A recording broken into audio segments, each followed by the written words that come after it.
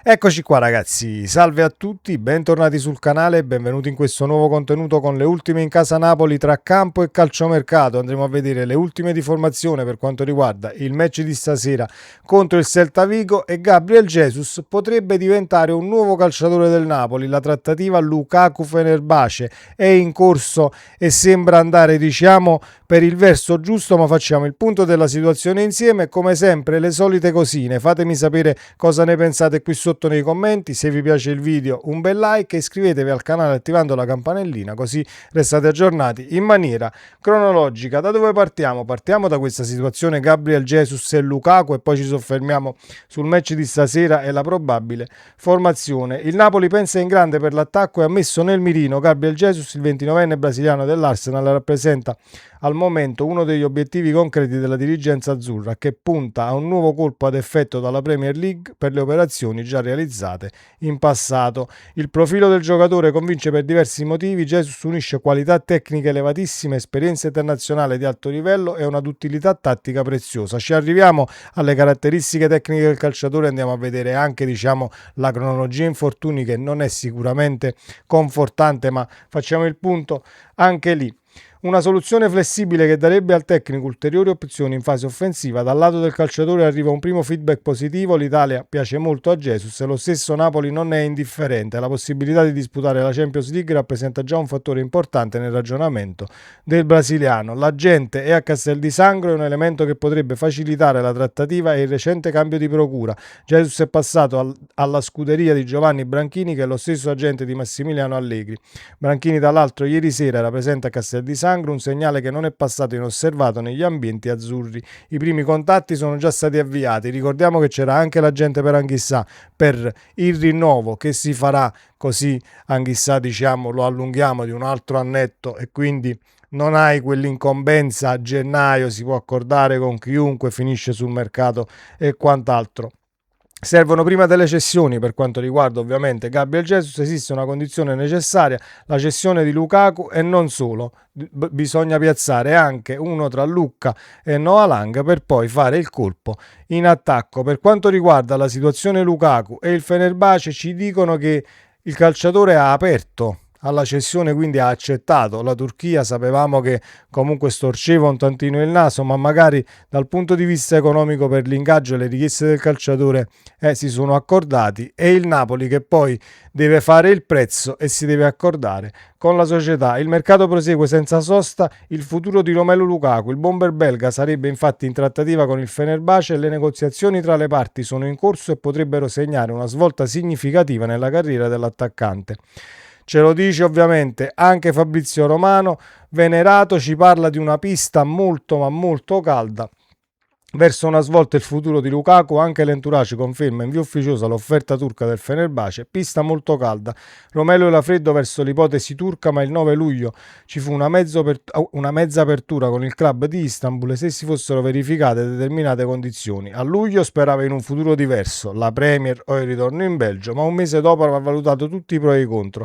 L'entourage ha già un accordo verbale con il sodalizio turco in questi giorni o le ultime ore, a quanto ci scrivono. Il Fenerbahce dovrà trovarlo con il Napoli, che valuta la punta a 12 milioni di euro, visto che comunque parte dei soldi in entrata devono finire al Chelsea. Il Napoli comunque sta cercando di giostrare la situazione dal punto di vista dei milioni in entrata, perché comunque uno più, uno meno fanno tutta la differenza del mondo, visto che qualcosa lo devi posare comunque altrove e non sono tutti i soldi che entreranno nelle tue casse. Siamo tutti d'accordo che comunque risparmi l'ingaggio di Lukaku. Gabriel Jesus comunque non è che può andare al libro paga sicuramente con un contratto a 2,5, visto quello che prende in Premier, ma credo che ci si possa accordare a cifre sicuramente minori, vista anche la volontà del calciatore di rimettersi in gioco. È vero, andiamo a riprendere la cronologia infortuni, perché comunque va sicuramente considerata, però visto che il Napoli quest'anno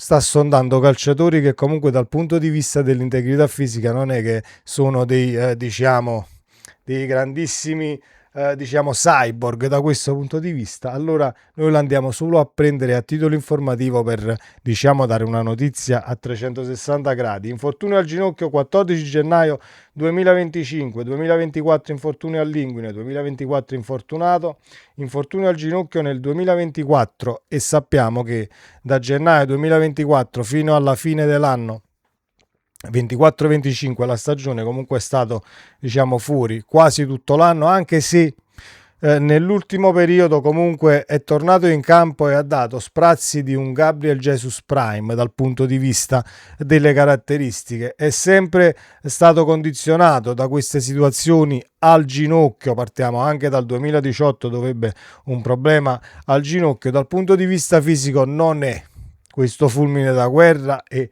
lo dice lo storico infortuni, però non è detto che vieni a Napoli e ti devi rompere per forza, siamo tutti d'accordo, ma devi comunque tenere in conto questa situazione, anche perché la valutazione non è molto alta. Quello che ci hanno fatto sapere intorno ai 15 milioni l'operazione di mercato, ovviamente ingaggio escluso. Le caratteristiche del calciatore farebbero sicuramente le fortune di Allegri, perché attaccante che comunque gioca, è più un falso 9 che un 9 secco, e poi diciamo dialoga con la squadra in maniera molto armoniosa. Nello stretto è molto forte, 1 contro 1, comunque ha un grandissimo tiro dal punto di vista del tiro dalla distanza o dai 20 metri, ecco, mettiamola così. E poi è un calciatore che spalle alla porta, dialoga con la squadra, ma non è quell'attaccante che vede il primo appoggio dietro e appoggia la palla dietro a chi sta comunque, diciamo, appoggiando l'azione. È uno che si guarda intorno e dal punto di vista tecnico, avendo comunque pesi, misure e qualità, può anche rischiare un passaggio diverso dal solito appoggio dietro, facendo comunque salire la squadra in maniera diversa, magari allargando su un esterno o un filtrante tra il terzino e l'esterno che al limite va dietro al terzino avversario, e andiamo in profondità, diciamo, su una delle due fasce. È un calciatore che non si discute, non possiamo dire no, che chi stiamo andando a prendere dal punto di vista tecnico-tattico, assolutamente no. Anzi, Gabriel Jesus Højlund sarebbe comunque una coppia di tutto rispetto per quanto riguarda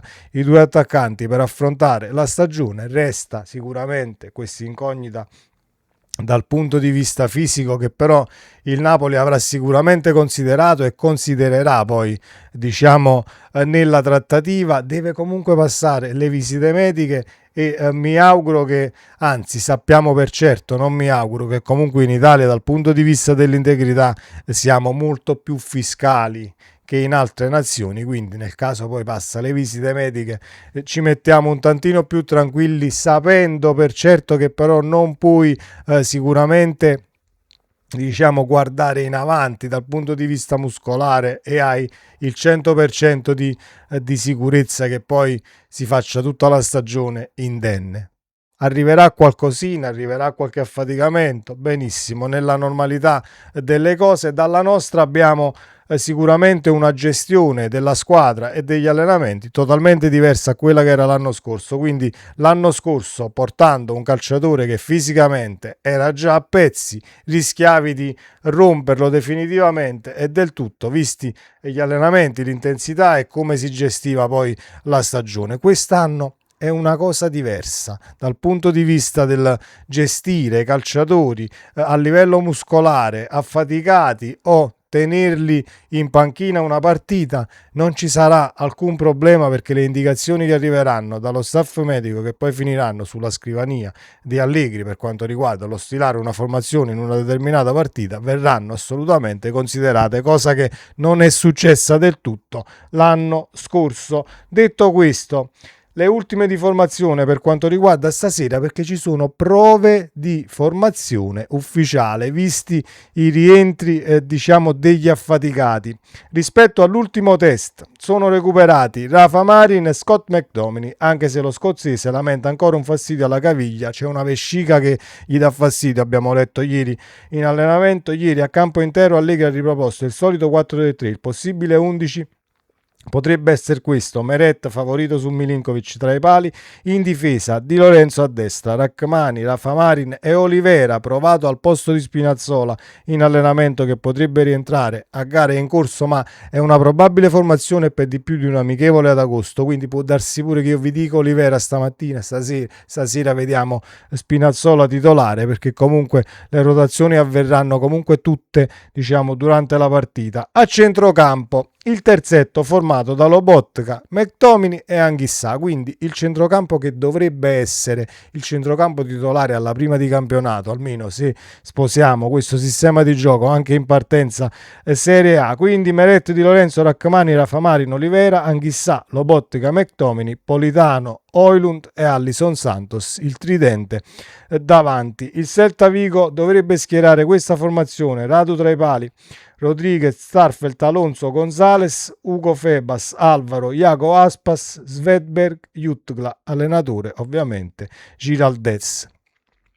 Credo che si pronunci così perché ha un grande accento sulla, quindi Giraldez, allenatore del Celta Vigo. Test importante, test sicuramente dal punto di vista dell'asticella un tantino più alto dell'Osasuna, ci avviciniamo sicuramente al campionato e quindi più affrontiamo squadre che potrebbero metterti in difficoltà dal punto di vista tecnico e sul campo, meglio è per limare le ultime cosine da arrivare, quantomeno mercato a parte, con quelli che abbiamo, quantomeno pronti alle prime battute di campionato contro Genoa, Como e poi c'è l'Inter alla terza giornata. Arriveremo pronti? Io credo che comunque il Napoli sappia cosa sta facendo, almeno sul campo. Lo abbiamo visto e l'abbiamo analizzato in un video precedente nella partita contro l'Osasuna, e dobbiamo sicuramente tener botta dal punto di vista delle uscite, le tempistiche.